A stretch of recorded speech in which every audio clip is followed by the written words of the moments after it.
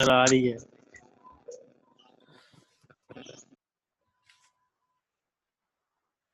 Ji students page number 264 constitution of Malaysia president and deputy president of senate हम लोग start कर रहे हैं। लास्ट लेक्चर में हम लोगों ने इस टॉपिक को स्टार्ट किया था और इसके डिसोल्यूशन ऑफ पार्लियामेंट और vacancies of senate and casual vacancies के हवाले से डिस्कस किया था। आज जो है उसी का पार्ट आगे president and deputy president of senate. मैं इसको पहले रीड करता हूँ, देन मैं आपको इसको एक्सप्लेन करूंगा। तो गौर से सुनिएगा। The senate shall from time to time choose one of its member to be Yang Deep Pertua Diwan Negara President of Senate and one of to be Deputy President of Senate and shall subject to clause 3 transact no business while the office of President is vacant other than the election of a President। अच्छा जी, अब ये क्या कह रहा है कि senate जो है वो वक्तन फवक्तन जो है इसके जो मेंबर है इनके मेंबर में से एक का इंतखाब करता है योंग जो किंग है। उसके बाद और इसी तरह ये जो दीवान का आपको पता है दीवान नगारा प्रेसिडेंट ऑफ सेनेट जो है दीवान नगारा की सेनेट और आगे हाउस ऑफ रिप्रेजेंटेटिव का भी नेम है इसका। ये इनके मलेशियन जो है वो अपने इनके नेम है। तो पहले हमने इसको इसके बारे में पढ़ा भी हुआ है। डिप्टी प्रेसिडेंट और जो प्रेसिडेंट का जो प्रोसीजर है वो कहते हैं कि ये चूज करता है सेनेट के जो मेंबरान होते हैं उनमें से एक को चूज किया जाता है और इसके बाद इसको इलेक्ट किया जाता है प्रेसिडेंट और डिप्टी प्रेसिडेंट को। और अगर उसको translate no business while the office of president is vacant other than the election. जी, आप कोई जो है बिजनेस एक्टिविटीज नहीं कर सकते सवाए इसके कि जो ऑफिस है ये वेकेंट हो इलेक्शन के लिए। अगर ये उसके अलावा वेकेंट है किसी और वजह से, तो जब तक इसका न्यू प्रेसिडेंट आप इसको इलेक्ट नहीं कर लेते या जो भी प्रोसीजर है आगे नीचे हम लोग पढ़ेंगे उस प्रोसीजर के तहत हम लोग जो है उसको जो आगे नेक्स्ट रिप्रेजेंटेटिव होगा उसको चूज करेंगे, वो आगे इसकी प्रोसीडिंग करेगा। Like business activities without president deputy president आप नहीं कर सकते। आगे कह रहा है सेकंड पॉइंट है, member holding office as a president or deputy president shall cease to hold his office on expiry of the term for which he was elected or appointed a member on the otherwise ceasing to be member of senate or upon being disqualified under clause. जी, वो कह रहा है कि president or deputy president जो भी है अगर वो ऑफिस उसने होल्ड किया है after his expiry of date, like term जो भी है उसका 5 years 4 years जिसका जितना जितना टेन्योर है, अगर वो अपना टेन्योर को पूरा कर लेता है उसके बाद जो है वो उसकी जो पावर्स है वो सीज कर दी जाएंगे। ठीक है, और वो डिस्क्वालीफाई हो जाएगा अकॉर्डिंग टू क्लॉज 5 और वो किसी वक्त भी चाहे वो रिजाइन कर सकता है। ठीक है। During any vacancy in the office of president or during any absence of the president from any sitting, the deputy president or if the deputy president is also absent or if his office is also vacant, such other member as he determined by the rules of procedure of Senate shall act as president। जी, अभी जो हमने बात की ऊपर के जो आप देखते हैं अगर प्रेसिडेंट का ऑफिस वैकेंसीज की खाली है, लाइक किसी भी वजह से वो बीमार है या कहीं गया हुआ है आउट ऑफ सिटी पे या उसके ऊपर कोई ऐसा एलिगेशन लगा है, तो उसकी जगह कहते हैं डिप्टी प्रेसिडेंट जो होता है वो चेयर करेगा। लेकिन अगर वो भी एब्सेंट होता है देन जो है क्या होता है, देन जो प्रोसीजर है जो लॉ कहता है अकॉर्डिंग टू लॉ, जो प्रोसीजर के तहत जो भी विलिंग बंदा है डिटरमिंड है according to rules of procedure of the senate, जो भी सेनेट का प्रोसीजर उसके तहत जो है उसको प्रेसिडेंट एक्ट उसको इलेक्ट किया जाएगा और वो एज ए प्रेसिडेंट जो है वो सर्विसेज प्रोवाइड करेगा सेनेट को और जो एक्टिविटीज है अंडर हिज सुपरविजन आपके लिए कि वो कंटिन्यू रहेगी। ठीक है जी। If a member of the Legislative Assembly, fourth point, if a member of the Legislative Assembly of a Senate is chosen to be president, he shall resign from the assembly before exercising the function of his office। जी, अगर वो कह रहा है कि for example legislative assembly का कोई member था उसको चूज किया गया एज ए सेनेट के जो है वो प्रेसिडेंट के लिए या डिप्टी प्रेसिडेंट के लिए, तो उसको क्या करना है, तमाम उसकी जो एक्टिविटीज है एज ए लेजिस्लेटिव असेंबली के मेंबर के तौर पे या वो जो भी उसके पास होता है उसको वो छोड़ना पड़ेगा अपनी ये जो सेनेट के प्रेसिडेंट और डिप्टी प्रेसिडेंट की जो सर्विसेज है, जो उसके फंक्शंस हैं, जो उसके इख्तियारात है, उसको इस्तेमाल करने से पहले उसको जो है वो अपना दूसरा ओहदा जो है वो छोड़ना पड़ेगा। A member, 5 point per annum, a member who is elected to be president or deputy president shall be disqualified from holding such office if after 3 months of his election of such office or at any time thereafter he is or become a member of any board of directors or board of management or an officer or employee or engage in affair of business if any organization or body whether corporate or otherwise, or if any commercial, industrial, other undertaking, whether or not he receives any remuneration, reward, profit or benefit from it. जी, अब वो क्या कह रहा है? वो ये कह रहा है कि कोई भी अगर पर्सन मेंबर जो इलेक्ट होता है एज ए प्रेसिडेंट और एज ए डिप्टी प्रेसिडेंट, वो डिस्क्वालीफाई हो जाएगा अगर 3 मंथ्स के अंदर अंदर जो भी उसके पास कोई ओहदा है, लाइक अगर वो कारोबार करे, अगर आपने as a president or deputy president select होना है, आप इलेक्ट हो जाते हैं, तो उसके बाद आपको तमाम जो आपकी अदर एक्टिविटीज है, कोई भी आपके पास ओहदा है, कोई हुकूमती ओहदा है, आप कोई कारोबार कर रहे हैं, कोई पर्सनल एक्टिविटीज कर रहे हैं जिससे आपको फायदा हासिल हो सकता है, जिससे आपको उजरत मिलेगी, जिससे आपको प्रॉफिट हो सकता है, चाहे वो आपका पर्सनल आपका बिजनेस हो, चाहे वो आपकी गवर्नमेंट की कोई अभी एक्टिविटी हो, किसी किस्म का भी गवर्नमेंट का कोई ओहदा भी जो है वो साथ साथ नहीं रख सकता एट ए टाइम। ये दो ओहदा, साथ वो प्रेसिडेंट या डिप्टी प्रेसिडेंट हो या साथ वो जो है उसके पास कोई और इख्तियारात हो और साथ आप प्रेसिडेंट सिलेक्ट हो जाए, तो आप ऐसा कंटिन्यू नहीं कर सकते। आप डिस्क्वालीफाई विद इन 3 मंथ्स, 3 महीने के अंदर अंदर, इलेक्शन होने के बाद 3 महीने के अंदर अंदर उसको जो है वो तमाम ओहदों से जो है वो रिजाइन देना पड़ेगा अगर वो सेनेट का प्रेसिडेंट या डिप्टी प्रेसिडेंट के ओहदे को कंटिन्यू रखना चाहता है। अगर इसके बाद वो नहीं, उसके बाद भी 3 मंथ्स का जो टाइम है उसके बाद भी अगर वो कंटिन्यू रखता है, then he will be disqualified, वो डिस्क्वालीफाई हो जाएगा अपनी उस सीट से, क्योंकि अकॉर्डिंग टू मलेशियन कॉन्स्टिट्यूशन आप 3 मंथ से ज्यादा कोई भी अपना रिवॉर्ड ही ले सकते हैं। जैसे अब आप देखते हैं कि आपकी जो अमेरिकन प्रेसिडेंट होता है, इसके लिए भी ऐसा होता है कि आप अपनी जितनी भी पर्सनल एक्टिविटीज है आप उससे विड्रॉ करते हैं, आपके पास कोई बिजनेस है, आप कोई अदर एक्टिविटीज में गवर्नमेंट या नॉन गवर्नमेंटल ऑर्गेनाइजेशन के अंदर इन्वॉल्व है, तो you have to withdraw from that services, then you are able to join your, like कोई भी प्रेसिडेंट है, डिप्टी प्रेसिडेंट है, और अगर आप उधर अमेरिकन प्रेसिडेंट बन रहे हैं तो उसके लिए भी आप प्रेसिडेंट बनते हैं, देन आपको तमाम अपनी पर्सनल एक्टिविटीज को गिव अप करना पड़ता है। तो इसी हवाले से यहाँ पे बात कर रहे हैं। अब आगे नीचे और भी एक्सप्लेनेशन करेगा। हाँ, एक शर्त है जिसकी बेस के ऊपर वो डिस्क्वालीफाई नहीं होता, वो कौन सी है, वो हम लोग अभी जो है वो पढ़ेंगे। सुनिए सुनिए जरा आगे ये नेक्स्ट 265 पे देखिए, नीचे ये नोट से नीचे, provided that such disqualification shall not apply where such organization or body carries out any welfare or volunteer work or objective beneficial to the community or any part thereof or any other work or objective of a charitable or social nature and the member does not receive any remuneration, reward, profit or benefit from it। जी, अब वो ये कह रहा है कि provide such disqualification shall not apply. ये कौन, जो डिस्क्वालिफिकेशन अभी हमने बात की है कि अप्लाई हो जाएगी अगर वो किसी भी एक्टिविटी में इन्वॉल्व होता है, डिस्पाइट कौन कौन सी है, अगर कहता है वो बंदा ऐसी एक्टिविटी कर रहा है, ऐसा काम कर रहा है जो कि वेलफेयर ऑफ द सोसाइटी है, मुआशरे के लिए वो अच्छा है, खुशाइंदा है, गुड है, वो अच्छी चीजें हैं, मुआशरे के उससे फायदा हो रहा है, हाँ उसको पर्सनल कोई से बेनिफिट नहीं हो रहा, वो इससे पर्सनल कोई बेनिफिट नहीं उठा रहा, कोई रिम्यूनरेशन नहीं ले रहा, कोई उसको रिवॉर्ड नहीं मिल रहा, कोई उजरत नहीं ले रहा, कोई रिवॉर्ड, कोई प्रॉफिट, कोई बेनिफिट उसको जो है वो उससे हासिल नहीं हो रहा, उसका जो वर्क है वो सिर्फ और सिर्फ बेनिफिशियल ऑफ द सोसाइटी है, वो सोसाइटी के लिए काम कर रहा है और सोसाइटी को उससे फायदा हो रहा है, कोई भी ऑर्गेनाइजेशन है, कोई भी बॉडी कैरी कर रहा है जिससे उसको फायदा ना हो, सोसाइटी के लोगों को, अवाम को, उसकी ऑर्गेनाइजेशंस को, डिफरेंट लोगों को फायदा हो, तो वो एक्टिविटी वो कंटिन्यू रख सकता है। वो डिस्क्वालीफाई, उसके ऊपर ये जो डिस्क्वालीफाई की जो क्लॉज है ये उसके ऊपर जो है वो नहीं लगती है।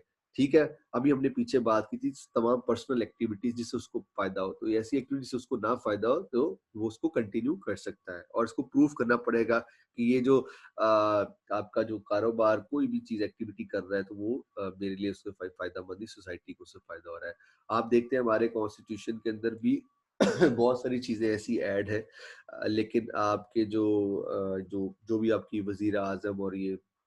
प्रेसिडेंट और अच्छे-अच्छे ओहदों पे होते हैं, इनके कारोबार भी होते हैं, इनके बिज़नेस भी होते हैं। देखिए, जब आपका अपना बिज़नेस होगा तो ऑटोमैटिकली आप उसको फ़ायदा पहुँचाने की कोशिश करेंगे और उससे जो है आप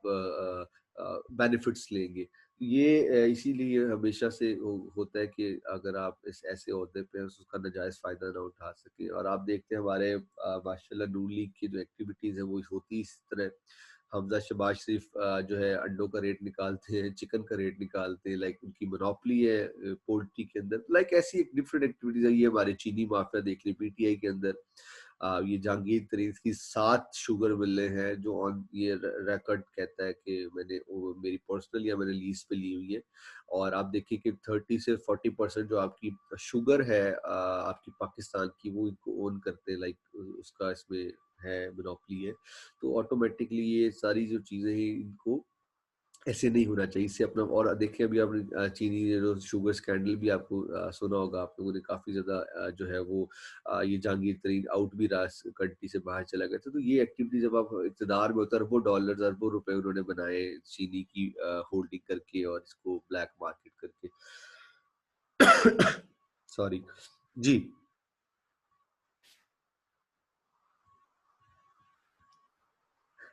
Number six है where any question arises regarding the disqualification of the president or deputy president under clause 5 that decision of the senate shall be taken and shall be final। जी कहते हैं अगर कोई भी क्वेश्चन अराइज हुआ specially disqualification के हवाले से और डिप्टी प्रेसिडेंट का या प्रेसिडेंट का दोनों में से कोई भी अगर जो है वो डिस्क्वालीफाई होता है विद ड्यू रीजन लाइक जो भी आपकी कॉन्स्टिट्यूशन के अंदर है तो जो डिसीजन होगा आपके सेनेट का shall be taken as be final. ये वही बातें थोड़ी थोड़ी हमने पीछे भी पढ़ी और आगे जो अब आप अभी हाउस ऑफ रिप्रेजेंटेटिव के अभी सेनेट को पढ़ रहे हैं आप जब आप आगे हाउस ऑफ रिप्रेजेंटेटिव को स्टार्ट करेंगे उसमें भी 70-80% यही बातें दोबारा से रिपीट होंगी तो इसलिए इतनी ज्यादा कोई डिफिकल्टी जो है वो नहीं होगी इंशाल्लाह ना होनी चाहिए आपको। तो आगे जी कह रहे हैं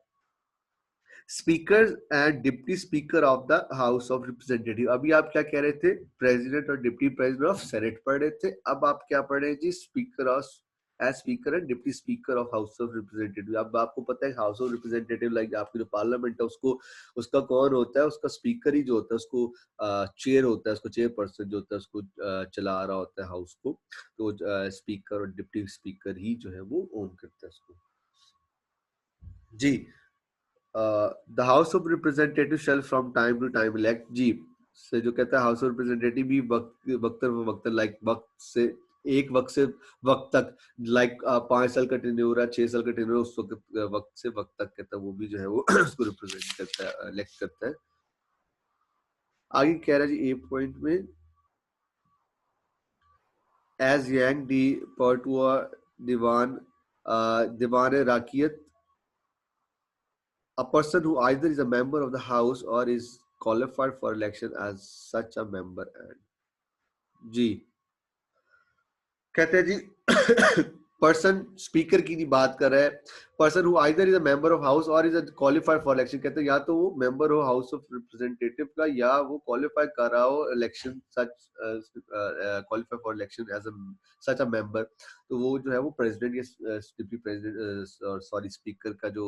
स्पीकर और डिप्टी स्पीकर के लिए इलेक्ट हो सकता है। Two deputy speakers from among members of the house and the house shall subject to clause 3 transact no business while the office of speaker is vacant other than the election of speaker। जी वही बात कर रहे हैं कि कहते हैं दो deputy speakers होते हैं लेकिन अमंग द मेंबर्स जो मेंबर्स के अंदर से ही चूज किए जाते हैं लाइक उससे बाहर भी हो सकते हैं लाइक लेजिस्लेटिव असेंबली का भी कोई जो है वो मेंबर जो है वो चूज किया जा सकता है। और आप देखते हैं ये समटाइम फेवरिज्म भी बहुत होता है नेपोटिज्म जिसको बात करते हैं कि अपनी पसंद का बंदा भी लगाते होते हैं और उसमें होता ही इसी तरह है पॉइंट उसको किया जाता है जो क्लोज स्पेशली जो इक़्तिदार में पार्टी होती है उसके पास इख्तियारात होता है इधर जैसे किंग के पास इख्तियारात है कि अपनी पसंद के बंदे को जो है वो आगे करते हैं और फिर जब वोटिंग होती है तो उसको इलेक्ट किया जाता है तो उसके बाद वो कह रहा है कि वही जो बात हमने पीछे की थी कि कोई भी बिजनेस जी है वो जो एक्टिविटी आप नहीं कर सकते अगर आपका ऑफिस या स्पीकर का वेकेंट है एक्सेप्ट आप देखिए कि इलेक्शन के अलावा, ठीक है। Any person elected as a member as a speaker who is not a member of the house representative, हाँ जी, अब वो ऐसा बंदा इलेक्ट होता है वो हाउस ऑफ रिप्रेजेंटेटिव का मेंबर नहीं होता। वो shall before the enter upon the duties of his office, A point पढ़ रहा हूँ उसका, 1A के बाद ए नीचे, shall before the enter upon the duties of his office take the subscribe before the house the oath of the office and allegiance set out in the sixth schedule and नीचे note है। अच्छा, वो कह रहे हैं वही अगर आप अपनी जो ड्यूटीज है रिस्पॉन्सिबिलिटीज के अंदर उसको संभालने से पहले आपको जो है वो एक house of the oath of the office लेना पड़ता है, आपको हलफ लेना पड़ता है और आप इस चीज़ की कंफर्मेशन करते हैं कि जो आर्टिकल 6 के जो शेड्यूल है उसके मुताबिक जो है मैं ताबेदार रहूंगा और मैं जो भी प्रोसीजर उसको फॉलो करूंगा, लाइक आगे क्या कह रहा है जी, आगे ये नीचे नोट्स हैं उसको स्किप कर रहे हैं और आगे पॉइंट नंबर 2 से शुरू करें, ये बी और ये जो आगे लिखा हुआ इसको छोड़ के जो 267 पेज के एंड पे है आप देख रहे हैं कि पॉइंट 267 पेज का जो एंड है उसको देखिए। The speaker may at any time resign his office by writing under his hand address to the clerk of the office of representative and shall vacate his office. Speaker जो है any time resign कर सकता है, very easy, कोई मुश्किल बात नहीं है। Any time whenever he want to quit or she want to quit, वो क्विट कर सकती है। सिंपली उसको ड्रेस करना है जो रिटन बाय हैंड, आप तहरीरी तौर पे जो क्लर्क है हाउस रिप्रेजेंटेटिव का उसको आपने अपना रेजिग्नेशन कह ले या आप रिटन बाय हैंड दे दे कि मैं रिजाइन करना चाहता हूँ। और अगर इससे करने से आपकी जो स्पीकर की जो आपके लिए चेयर है वो वैकेंट हो जाती है, ठीक है। आगे पेज है जी 268, 268,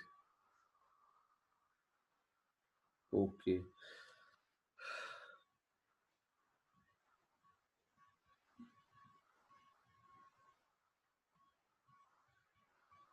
अच्छा, आगे जो है पॉइंट नंबर 3 से स्टार्ट करिए, तमाम छोड़ दे ऊपर ए बी, ये बी बी सी, ये 2 ए भी छोड़ दे, अब पॉइंट नंबर 3 से स्टार्ट करें। इज मोर देन इनफ, इतनी इन्फॉर्मेशन आपको नहीं चाहिए जितनी हम डिस्कस कर रहे हैं, एक्स्ट्रा बहुत ज्यादा करने की जरूरत नहीं है इसमें। पॉइंट नंबर 3 से स्टार्ट करना है, 268 का पॉइंट नंबर 3। बच्चों मैं बार बार इसे रिपीट कर रहा हूँ ताकि आप अच्छी तरह से कट कर लें और किसी को कोई प्रॉब्लम है तो वो क्लियर हो जाए, ठीक है। पॉइंट नंबर 3 को मैं स्टडी कर रहा हूँ, पढ़ रहा हूँ। During any vacancy, the office of speaker or during any absence of the speaker from any sitting otherwise than by reason of the house first meeting after general election, one of the deputy speaker, both the deputy speaker are absent, or if both their offices are vacant, such other members are may be determined by the rule of procedure of the office shall act as a speaker। वही बात, अगर during the vacancy of his office of speaker जी speaker या sorry speaker या deputy speaker या both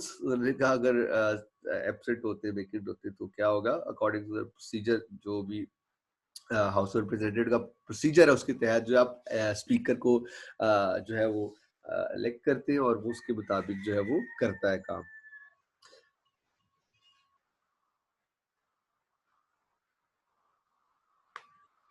अच्छा जी, आगे मैं पॉइंट कौन कौन से करने वाले देख लूँ।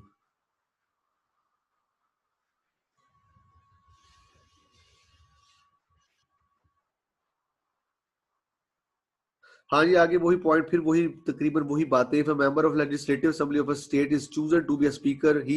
शैल resign from the assembly before exercise the function of his office. जी, वो कह रहा है अगर लेजिस्लेटिव असेंबली का कोई भी मेंबर जो होता है उस लेजिस्लेटिव असेंबली ऑफ स्टेट का जो कोई पर्सन जो है वो उसको चूज किया जाता है एज अ स्पीकर के लिए, तो वो उसको सबसे पहले रिजाइन करना पड़ेगा आपकी जो लेजिस्लेटिव असेंबली है। देन वो जो है वो अपनी ऑफिस को, अपनी सर्विसेज को कंटिन्यू कर सकता है as a speaker of house of representative. आगे फिफ्थ पॉइंट में क्या कह रहा है जी students, A person who is elected to be a speaker or a deputy speaker shall be disqualified for holding such office if after 3 months of his election to such office or at any time thereafter he is or become a member of any board of directors or board of management or an officer or employee or engage in the affairs of business of any organization or body whether corporate or otherwise for of any commercial, industrial, or other undertaking, whether or not he receive any remuneration, reward, profit for benefit from it. जी वही बात कर रहे हैं कि जो हमने same same as it is अभी हमने सेनेट के हवाले से डिस्कस किया था कि अगर कोई बंदा जो है वो आप ऑफिस स्पीकर का एज ए स्पीकर जो है वो सिलेक्ट होता है इलेक्ट होता है तो वो जो है विद इन 3 मंथ्स के अंदर अपनी सर्विसेज जो है उसको तमाम चाहे वो किसी बोर्ड ऑफ डायरेक्टर का डायरेक्टर है चाहे वो कोई भी एक्टिविटी में कहीं भी जॉब कर रहा है किसी भी ऑर्गेनाइजेशन में कोई भी काम कर रहा है जो हमने तमाम भी बातें की वो उसको गिव अप करना पड़ेगा then he will be continue as a speaker ठीक है जी फिफ्थ पॉइंट था ये आगे 269 पे नोट किया इसको छोड़ दीजिए 270 पेज पे आ जाए बच्चों फिर आगे वो 270 वही बात कर रहे provided that such disqualification not apply whether where such organisation or body carries out any welfare or volunteer work or objective beneficial to the community or any part thereof or any other work or objective of a charitable or social nature and the member does not receive any remuneration reward profit to the benefit from वही वाली बात के despite के वो accept ये कि वो ऐसी एक्टिविटी कर रहा हो जिससे उसको फायदा ना हो रहा हो कोई ऐसा काम हो जिसे वॉलंटरली वर्क हो जिससे कम्युनिटी का फायदा हो तो वो एक्टिविटी कंटिन्यू कर सकता है अच्छा जी point number 6 where any election arises regarding the disqualification of speaker or deputy speaker under clause 5 the decision of the house of representatives shall be taken and shall be final वही बात जो अगर आप कोई भी डिसीजन जो है question rise होता है उसके हवाले से उसकी डिस्क्वालिफिकेशन के हवाले से उसके ऊपर अदम एतमाद हो जाता है कोई भी रीजन हो जाती है तो जो फैसला होगा वो पार्लियामेंट का हाउस ऑफ रिप्रेजेंटेटिव का वो हतमी कंसीडर किया जाएगा फाइनल होगा ठीक है जी और आगे कह रहे हैं ये remuneration of president, deputy president, speaker and deputy speaker 270 page के ऊपर ही है नीचे main heading 58 point Parliament shall by law provide for the remuneration of President and Deputy President of the Senate and the Speaker and Deputy Speaker of the House of Representatives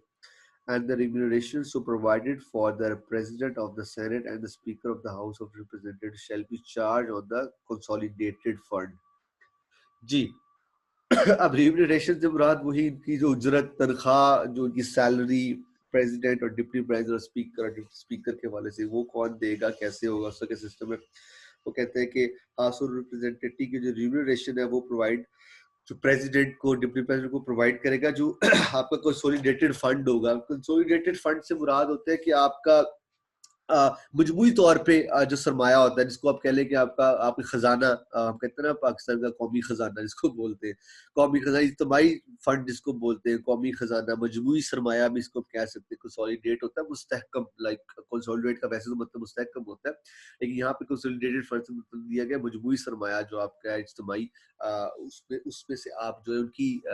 salaries जो है इनकी जितनी भी मरात आप देखते हैं इनको जितनी भी फैसिलिटीज है उनको इनके जो आप देखिए सर्वेंट्स है या इनकी ट्रैवलिंग एक्सपेंसेस जो होते हैं क्योंकि इनको सॉरी बायर अथराइज है ये ट्रैवल कर सकते हैं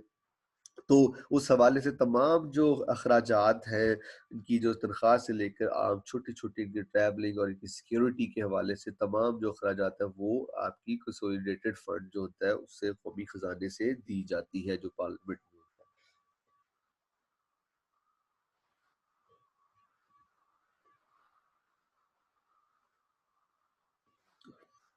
जी ओथ्स बाय मेंबर ये आखिरी पॉइंट पढ़ लेते हैं इसके बाद फिर अटेंडेंस लगा लेते हैं Every member of either house of parliament shall before taking his seat take and subscribe before the person presiding in the house an oath in the form set out in the sixth schedule but a member may before taking that or take part in the election or president and speaker or house of representative जी वही कह रहा है कि कोई भी बंदा जो है हाउस ऑफ पार्लियामेंट या तो हाउस पार्लियामेंट, किसी भी हवाले से अगर वो इलेक्ट होता है, वो चूज किया जाता है, तो वो अपनी इख्तियारात को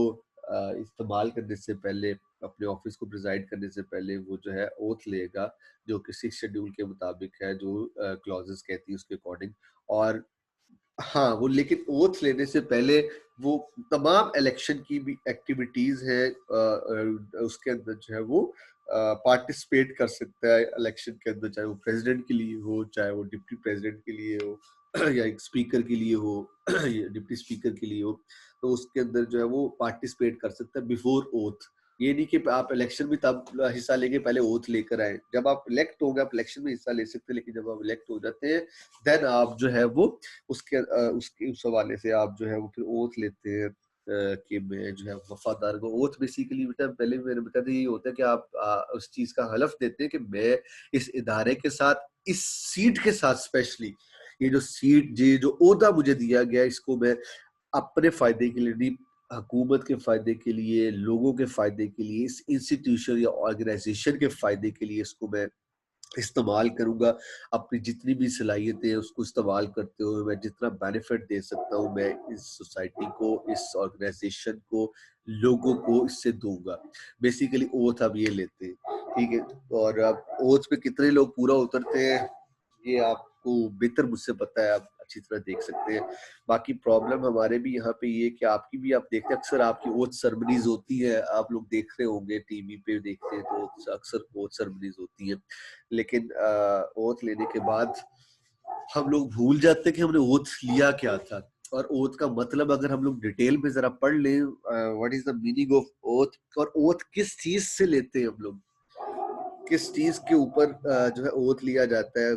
और वो क्या चीज होती है जिसको आप बुनियाद बना के ओथ लेते हैं, तो आप एक दफा होश उड़ जाएंगे आपकी। बहरहाल एक हम सोचते नहीं है, आपकी 7 से 8 मिनट रहते हैं, टाइमिंग 10 मिनट लिखा आ रहा है इधर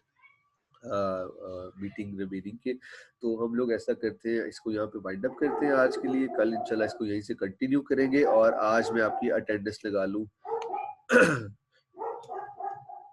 पीछे जरा जो डॉग है वो भी बोलना शुरू हो गया है। मैं आपकी साथ साथ अटेंडेंस लगा लूँ, मैं आपको रिकॉल करता हूँ, मैं अनम्यूट करूँ तमाम स्टूडेंट्स को, मैं आप नाम बोलूंगा, आपने साथ मुझे प्रेजेंट कहते रहना है, ठीक है, ताकि मैं साथ साथ आपकी इधर अटेंडेंस मार्क करके और अभी साथ ही आपको सेंड करनी मेरे कॉलेज, ठीक है।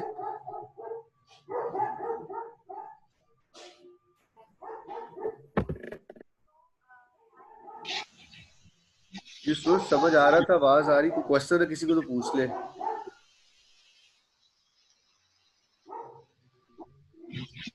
अच्छा जी, मैं नाम काउंट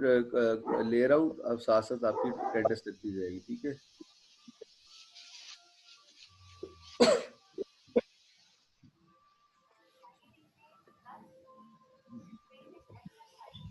आकाशा, मुनज़्ज़ा, हमजा तीनों आए हैं।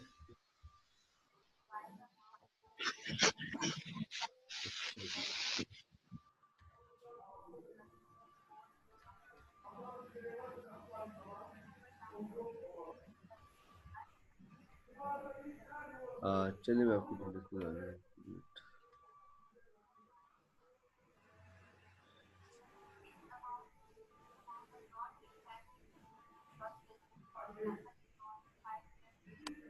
बोल लेता है